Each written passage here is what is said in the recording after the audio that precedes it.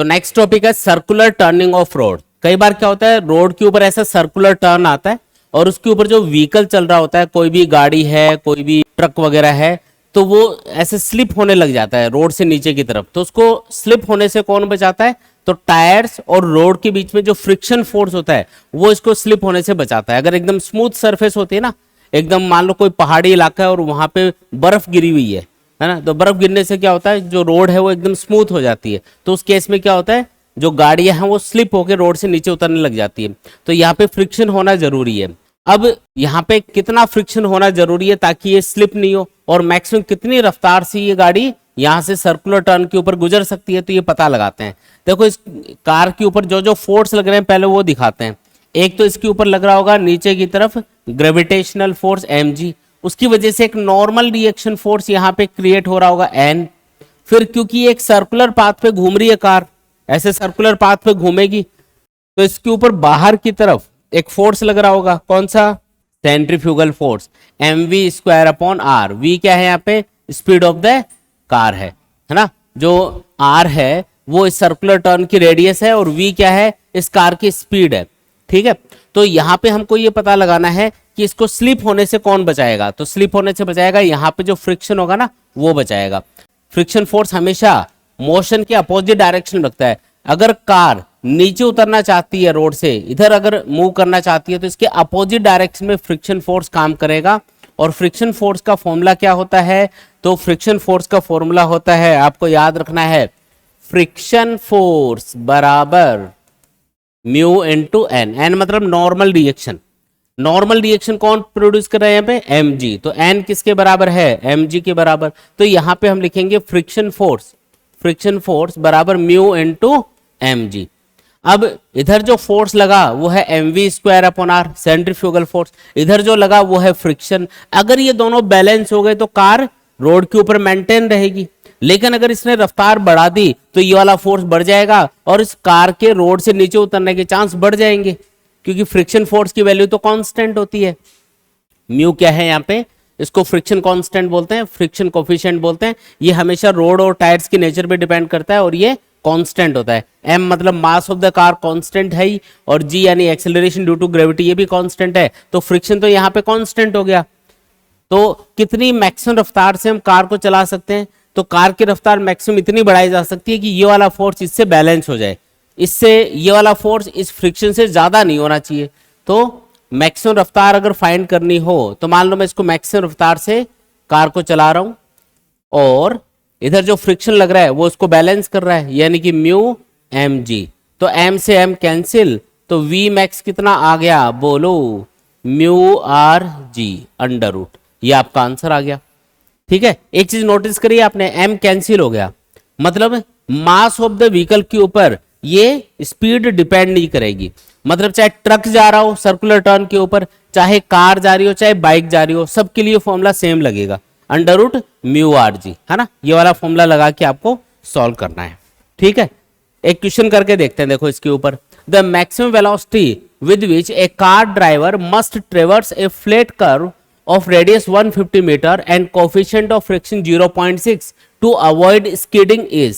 तो मैक्सिमम रफ्तार पूछी है, v मैक्स पूछा है, क्या फॉर्मूला होता है? Under root mu rg। तो लगा दो, म्यू कितना है, कोफिशिएंट ऑफ फ्रिक्शन कितना दे रखा है 0.6, r कितना है 150 और g की वैल्यू 10 ले लो, कितना आया 900 बना अंडर रूट के अंदर, यानी कि 30 बाहर आ जाएगा, 30 मीटर पर सेकेंड। ये वो मैक्सिमम रफ्तार है जिससे आप कार को चला सकते हो। ठीक है,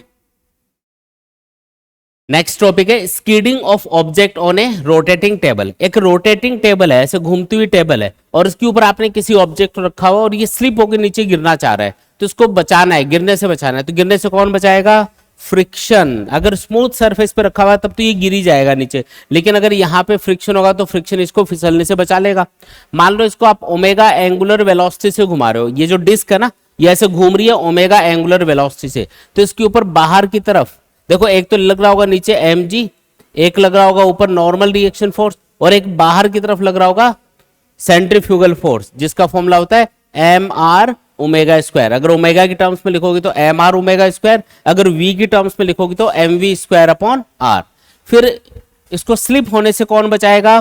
फ्रिक्शन। तो फ्रिक्शन किधर लगता है? हमेशा मोशन के अपोजिट डायरेक्शन में, रेसिस्ट करता है मोशन को। तो ये हो गया फ्रिक्शन। फ्रिक्शन का फॉर्मूला बताओ, फ्रिक्शन का फॉर्मूला बताओ। Mu into N. एन क्या है यहाँ पे? mg के बराबर। एन और mg आपस में बैलेंस हो रहे हैं ना, तो ये पुट कर दोगे तो फ्रिक्शन फोर्स की वैल्यू क्या आ जाएगी? यहां लिख देते हैं म्यू इनटू mg। ठीक है जी। अब ये वाला फोर्स अगर इसके बराबर है तो ये सेफली इस ऑब्जेक्ट को अगर आप इसके ऊपर रखते हो, और मतलब ये दोनों फोर्स अगर बैलेंस हो रहे हैं तो ये ऑब्जेक्ट नीचे स्लिप होकर नीचे नहीं गिरेगा। तो आपको क्या करना है? एम आर ओमेगा स्क्वायर को बराबर करना है फ्रिक्शन के। फ्रिक्शन कितना है? म्यू mg के बराबर। m से m कैंसिल। बताओ ओमेगा कितना आया? ओमेगा आएगा mu G divided by R under root. ये आपका आंसर आ गया। तो ये वो मैक्सिमम रफ्तार है, मैक्सिमम एंगुलर वेलोसिटी है जिससे आप इस टेबल को, रोटेटिंग टेबल को घुमा सकते हो और ये ऑब्जेक्ट नीचे नहीं गिरेगा। ये फॉर्मूला अपने पास आ गया, under root mu g upon r. क्या है formula? Under root mu g upon r. अब एक क्वेश्चन करते हैं, देखो इसके ऊपर।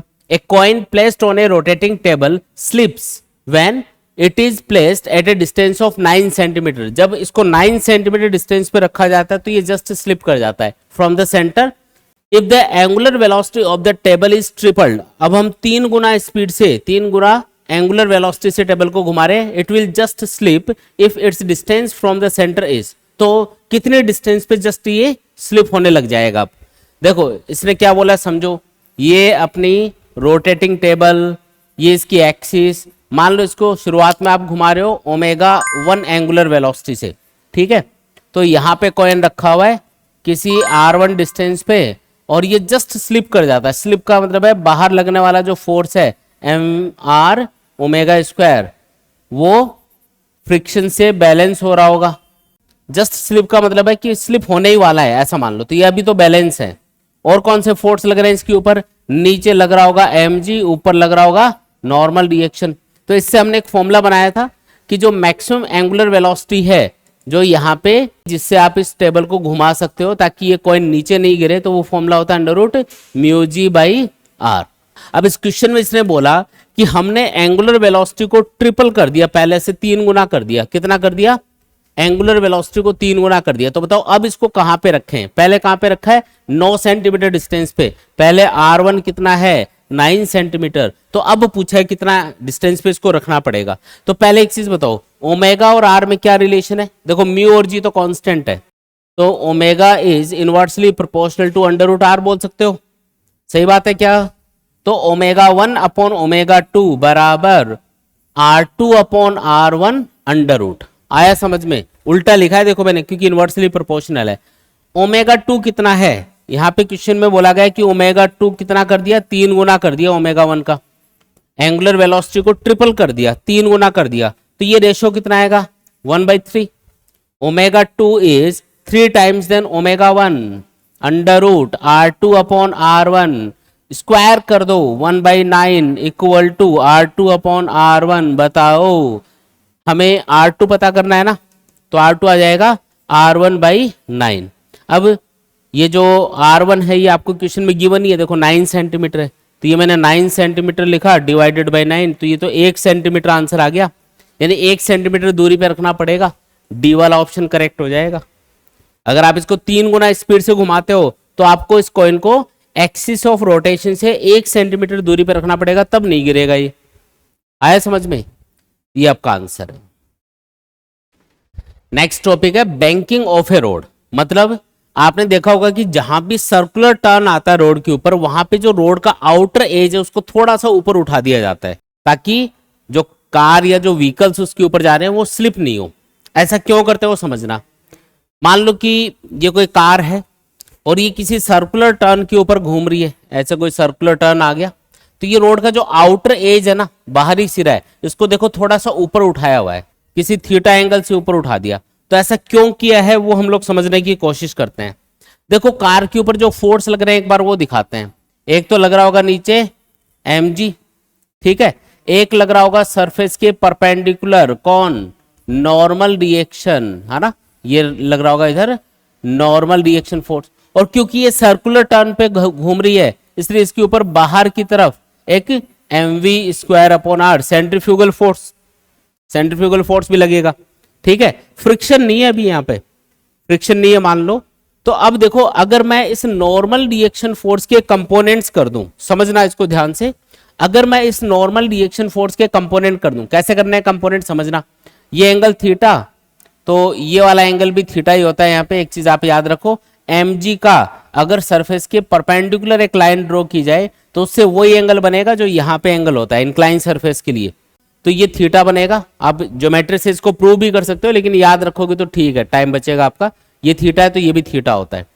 अब मैं एक वर्टिकल लाइन ड्रॉ करता हूं यहाँ पे, है ना, एक हॉरिजॉन्टल ड्रॉ कर देता हूं। तो मैं ये अगर थीटा है तो इसके सामने, तो ये आमने सामने वाले एंगल तो बराबर होंगे ना, तो ये थीटा होगा। अब इसके कंपोनेंट्स कर रहा हूं, देखो कंपोनेंट करने आते हैं सबको, कैसे करते हैं कंपोनेंट, एन का थीटा से जुड़ा हुआ जो कंपोनेंट है वो आएगा एन कॉस थीटा, और इधर जो दूसरा कंपोनेंट आएगा वो आएगा एन साइन थीटा। बताओ कौन किसको बैलेंस करेगा, एन साइन थीटा को बैलेंस करेगा M V square upon R, या ऐसा बोल दो M V square upon R को बैलेंस करेगा एन साइन थीटा, और N cos theta M G को बैलेंस करेगा। तो एक चीज नोटिस करो, ये जो सेंट्रीफ्यूगल फोर्स लग रहा था कार के ऊपर, जो कार को रोड से नीचे उतारने की कोशिश कर रहा था, उसको नॉर्मल रिएक्शन फोर्स के एक कंपोनेंट ने बैलेंस कर दिया, तो बिना फ्रिक्शन के ही कार स्लिप होने से बच गई, है ना, ये इसका फायदा हुआ।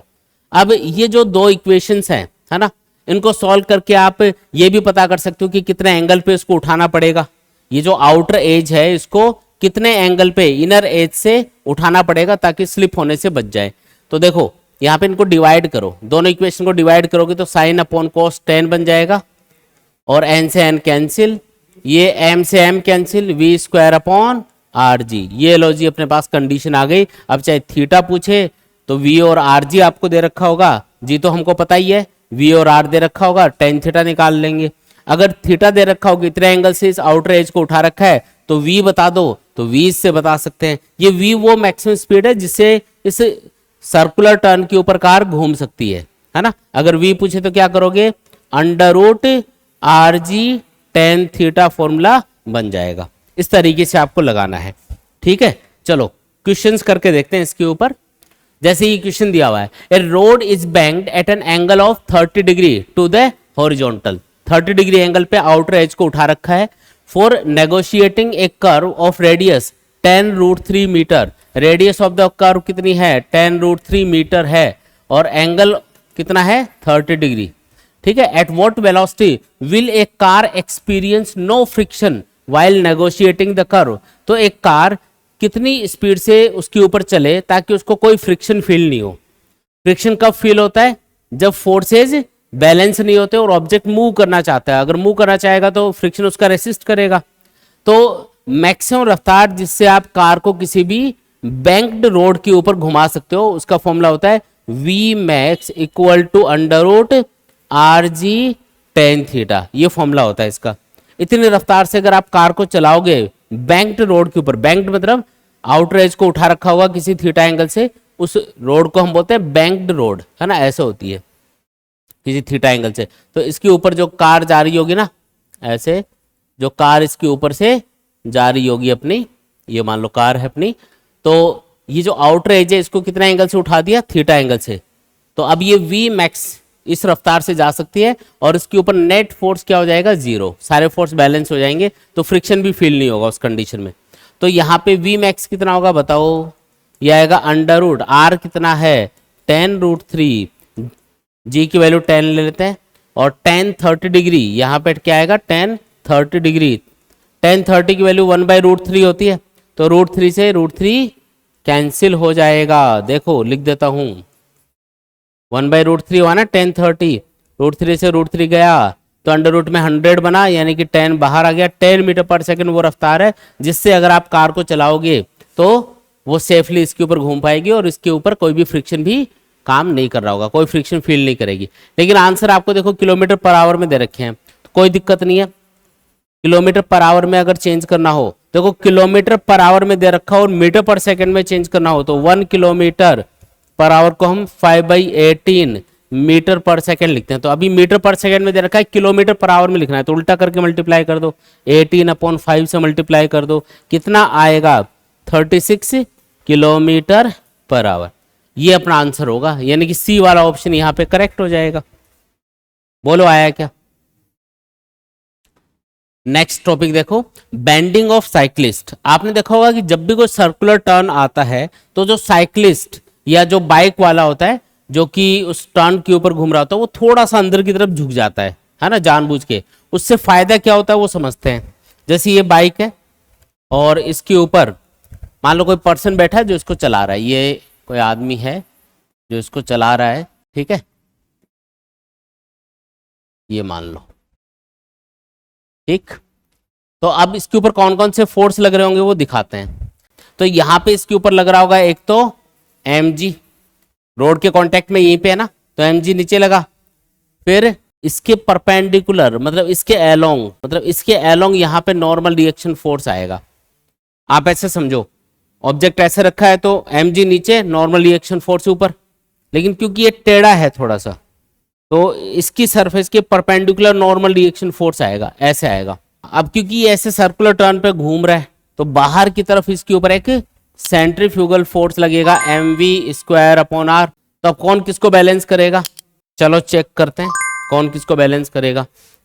ये एक मैंने वर्टिकल लाइन ड्रॉ करी और मान लो ये वर्टिकल से थीटा एंगल से झुक गया, ये पर्सन कितने एंगल से झुका, थीटा।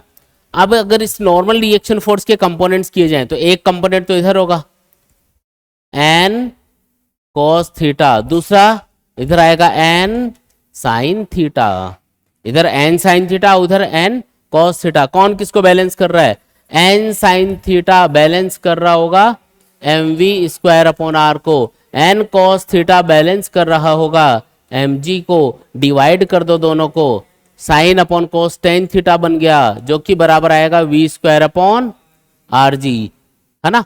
तो ये तो वही फॉर्मूला आ गया बैंकिंग ऑफ रोड वाला, है ना। तो वही फॉर्मूला आता है, अगर v पूछे कि कितनी मैक्सिमम रफ्तार से जा सकता है इतना झुक के, तो v पूछे तो क्या करोगे, √rg tan थीटा कर देना। आया समझ में? इस तरीके से ये फॉर्मूले यूज करने हैं। तो बैंकिंग ऑफ रोड वाला सवाल हो या बेंडिंग ऑफ साइक्लिस्ट वाला सवाल हो, फॉर्मूले सेम ही लगते हैं, ठीक है। जैसे एक क्वेश्चन करके देखते हैं। देखो इस क्वेश्चन में पूछा है, cyclist is moving on a circular track of radius 80 metre with a velocity 72 kilometre per hour. इतनी वेलोसिटी से जा रहा है 72 किलोमीटर पर आवर। पहले तो इसको मीटर पर सेकंड में चेंज करो, कितने से मल्टीप्लाई करना है, 5/18 से, यह आएगा 20 मीटर पर second. Radius of the circular path बता रखा है 80 मीटर क्वेश्चन में, ठीक है। अब बोल रहा है ही हैज टू लीन मतलब झुकना, है ना, from the vertical through an angle of, तो उसको कितने एंगल पे झुकना पड़ेगा। तो क्या फॉर्मूला होता है, tan थीटा = v²/rg, है ना। बेंडिंग ऑफ साइक्लिस्ट, है ना, ये वाला एंगल उसको रखना पड़ेगा तभी वो सेफली इसके ऊपर घूम पाएगा। तो v है 20 का स्क्वायर, r कितना है 80, g की वैल्यू 10 ले लेते हैं तो यह आया 400/800, यानी कि tan थीटा की वैल्यू आ रही है 1/2। तो बताओ थीटा कितना आया, tan इनवर्स 1/2 लिख दूं क्या, ये आपका आंसर है। तो ये देखो बी वाला ऑप्शन यहाँ पे करेक्ट हो गया। सीधा फॉर्मूला लगाना है, आज बड़ी जल्दी लिख रहे हो। चलो next question, a train has to negotiate a curve of radius 400 metre by how much height should the outer rail be raised with respect to the inner rail for a speed of 48 kilometre per hour, the distance between the rails is 1 metre. देखो ये मान लो कि कोई train है और उसको किसी ऐसे सर्कुलर टर्न पे घूमना है, तो उसकी जो इनर रेल है, ये इनर रेल मतलब अंदर वाली पटरी, और जो आउटर रेल है इनके बीच में कितनी हाइट का डिफरेंस होना चाहिए। ये हाइट पूछ रहा है कि इस आउटर रेल को कितने एंगल से ऊपर उठाते ताकि इसके ऊपर से जो ट्रेन गुजरे, जब इस पटरी के ऊपर से ट्रेन गुजरे तो वो सेफली घूम पाए। तो आपको दे रखा है कि रेडियस तो है यहाँ पे सर्कुलर टर्न की 400 मीटर, है ना, और ये ऊंचाई आपको h पूछी जा रही है, ये एंगल थीटा है यहाँ पे, और क्या दे रखा है, स्पीड बता रखी है ट्रेन की 48 किलोमीटर पर आवर, इस रफ्तार से जा रही है ट्रेन, है ना।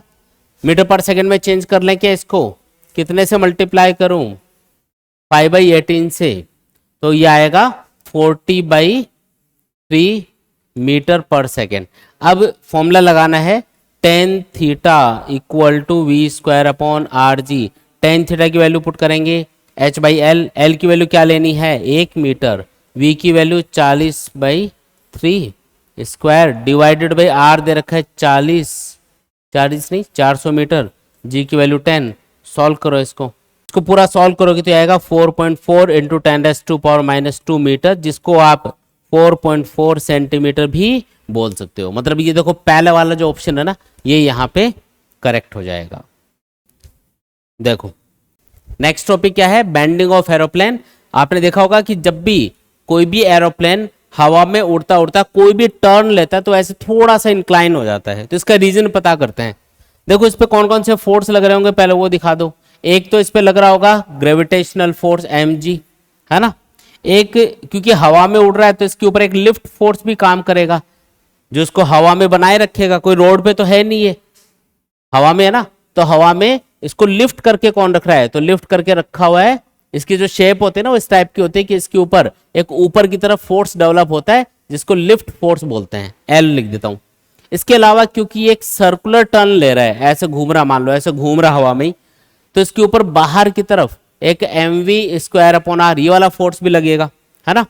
चलो अब मैं थोड़ा सा आपको बताता हूं कि मान लो कि ये वर्टिकल से कितने एंगल पे झुक गया, किसी थीटा एंगल पे झुक गया। मान लो ऐसे उड़ता उड़ता ये ऐसे जा रहा था और जैसे सर्कुलर टर्न आया ये ऐसे झुका, कितने एंगल से, वर्टिकल से थीटा एंगल पे झुक गया। तो अब कौन किसको बैलेंस कर रहा होगा, तो ये जो लिफ्ट फोर्स है इसके कंपोनेंट्स करो। इधर तो आएगा L cos थीटा, कौन आएगा L cos थीटा, इधर कौन आएगा L sin थीटा।